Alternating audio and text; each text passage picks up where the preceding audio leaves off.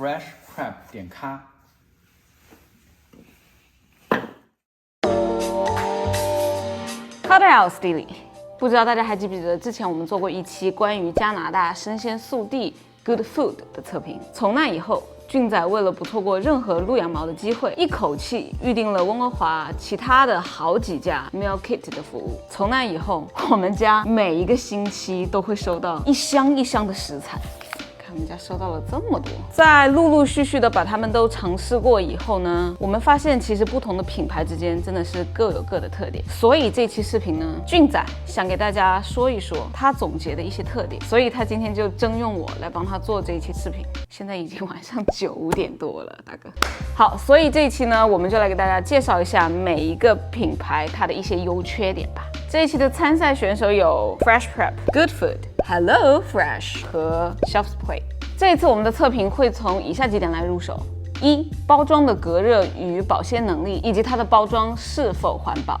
二、它的食材是否多样化，以及它的营养是否均衡；三、它们到底做起来方不方便；四、最后它成品的味道和分量；最后一点呢是它们的性价比。这里要说明的一点呢，是这一期的视频真的完全没有任何的赞助，是俊仔自己特别好奇，所以都把它们订回来了。悄悄说一句，如果大家有什么免费吃饭的机会 ，literally 吃饭，或者有什么好吃的、免费的、不用钱的东西的话，欢迎联系俊仔，他会很高兴的。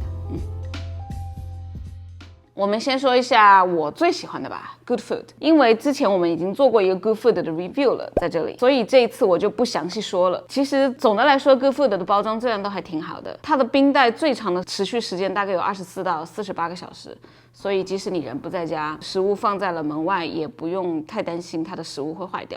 虽然他们是声称他们的包装材料都是可以回收的，不过其实还是有很多地方并没有那种塑料袋的回收，而且我也真的不觉得每一个人真的都会去回收。要说说它的食材吧，它的食材其实都蛮新鲜的，而且质量我觉得都还蛮好的，它的搭配也不错，它的蔬菜会比较多，这一点我真的很喜欢，而且它最后做出来的口味也是属于那种很清爽，我觉得还蛮好吃的啦，而且它的分量真的很充足啊，有一些菜我们2个人我们都是要吃到第2顿去，我们俩都吃不完。我们订购时候它的平均价格大概是每顿12块，所以它的性价比我觉得还可以。第二个是 Fresh Prep， 我觉得这一家是我最不喜欢吃的一家。对，先说说它的优点吧，它的包装都还蛮环保的，不用拆箱子。它递过来的时候就是一个黑色的，有点像是那种保温袋一样的东西，一个帆布袋。几乎所有的包装材料用完以后都可以放到它那个帆布袋里面。下一次它再给你递送的时候，它会上门来回收你这个袋子。而且他们最近还推出了一个 Zero Waste 的一个服务，就是他们每一次把食材寄给你的时候，里面已经完全没有任何什么纸袋或者塑料袋，它就是一个塑料的容器，它把食材已经分装到这个塑料容器里了，所以下次你就直接把这个塑料容器放到袋子里给它拿走就好了。我觉得这一点真的是表扬。它包装的缺点呢，其实真的就是它的隔温效果不好，它用的只是普通的冰，所以它的保鲜可能也就只有1-2个小时吧。我觉得如果你不在家的话，可能你的食物就要被浪费掉了。它的食材方面，我觉得它的蔬菜真的太少了，而且它最 bug 我的地方是，我们订了3顿，它有2顿里面都是2罐 coconut cream，真的好可怕。而且它每一顿饭就是整个1罐 cream 咵这样倒下去，看得我心惊肉跳的。而且除了这一点外，它食材里面的碳水含量真的很多，我真的是头猪吗？我在想吃那么多，真是。不过呀，它准备起来相对会比较简单，很多东西都是已经有切好的，你不用自己再去切了。这全部他们都是切好的，所以我只要把它拆出来，然后把它装盘就好了，这点算是一个好处吧。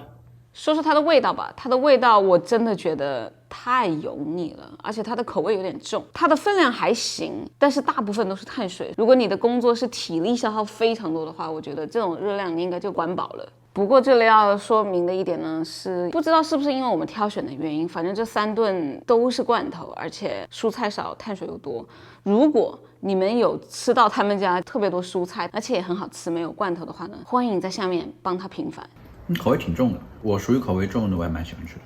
这里肯定不会喜欢吃。Fresh Prep 还有一个缺点呢，是它的菜单有点难以理解，因为像其他的几家，每一步它都有图片给你作为参考，告诉你每一步应该要怎么做。Fresh Prep 它就是完全没有图片，完全是纯文字，所以有的时候真的是需要花点时间去理解它在干嘛。它的性价比其实也还差不多，大概就是每一顿11.5块左右，跟 Good Food 差不多。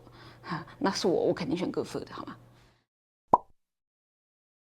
接下来呢，我想说一下 HelloFresh 和 Chef's Plate， 他们两个都属于同一家公司，他们相同点真的非常多，所以在这里我们把他们俩一起讲。他们的包装隔热都还蛮不错的，官方的保鲜时间是1整天。Chef's Plate 呢，它的常温和它需要冷冻或者是冷藏的食物，它都是分开放的。它用一种很特别的纸袋进行包装，有点像棉被其实。不过这个棉被呢，最后你也是要把它丢掉的。他们的塑料垃圾袋只是可降解，但是是不能回收的。感觉每次做一顿饭，你的垃圾桶就一半都满了，食材还没有往里面丢呢。Chef's Plate 有一个缺点，它是把它的冷冻和冷藏放在一起，然后常温的食物又放在一起。不同菜用不同的 cheese 嘛，它就把这所有的 cheese 都放在一个袋子里。如果你在做饭之前你没有就是精心的准备好把它们放在旁边的话，你可能手忙脚乱的时候你就会拿错 cheese。比如说俊仔同学，有一种叫做 grated， 就是那种碎的 cheese， 有一种呢叫做 shredded， 应该是那种一条一条的 cheese。这两种它是装在一起的。就今天我做饭的时候啊，这上面呢只写了加 Parmesan cheese， 它并没有说加什么类型的 cheese， 而且当时比较急，所以就随手拿了一个，结果发现是错的。它很隐蔽的把到底是什么 cheese 写到第一面这个配料表里面，反正就吐个槽，就是这种感觉。在菜品方面来说 HelloFresh 的蔬菜好像要比 Chef's Plate 要稍微多一点点，他们的分量其实我觉得都是偏少的，对我来说可能刚刚好吃饱，但是俊仔来说他有的时候他吃不饱。所以我们看看他们的价格吧。 HelloFresh 最贵，它每一顿大概要13.6块，所以我觉得它的性价比其实还蛮低的，因为吃不饱啊。Chef's Plate 是这所有里面最便宜的，它只要10块钱，所以我觉得如果你的吃饭的分量不是特别大的话， Chef's Plate 应该就蛮好用的。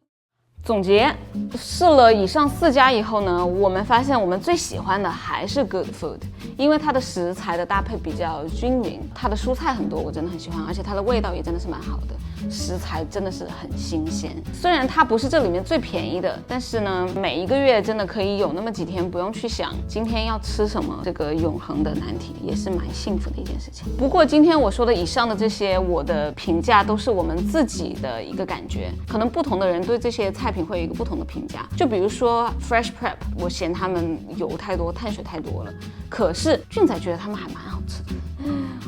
我真的不懂，所以呢，如果大家有兴趣的话，可以去根据你自己的需求来尝试一下以上这几家。如果你在买的时候没有什么优惠的话，欢迎使用我们在下方贴出来的优惠链接，它应该会便宜不少。不用谢。好了，那么这一期的视频就到这里，希望大家会喜欢这个视频。如果你喜欢这期视频的话，请不要忘记帮我按赞哦。如果你真的很喜欢我的话，请不要忘记订阅哦。我们下期视频再见。哎，我现在又嗨了。我现在又不困了，突然又很嗨了，为什么我不困了呢？